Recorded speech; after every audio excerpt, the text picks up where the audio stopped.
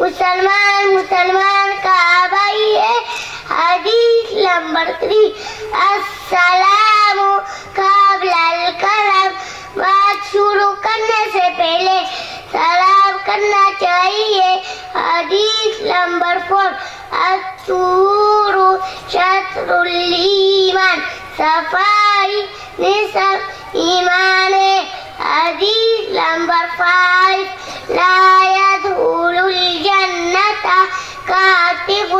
رشتہ اکٹھا کرنے والا جنت میں نہ جائے گا.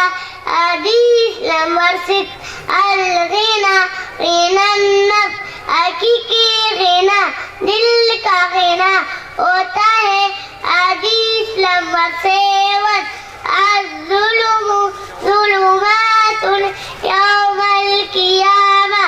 ظلم قیامت کے روز اندھیروں کی صورت میں ہوگا. حدیث نمبر 8. لا تتخذوا القبور مساجدا. قبروں کو سجدہ گاہ نہ بناؤ. حدیث نمبر 9. ایاک والکذب. اپنے آپ کو جھوٹ سے بچاؤ. حدیث نمبر 10. انما الاعمال بالخواتیم. اعمال کا دار و مدار خاتموں پر ہے. صدق اللہ العظیم.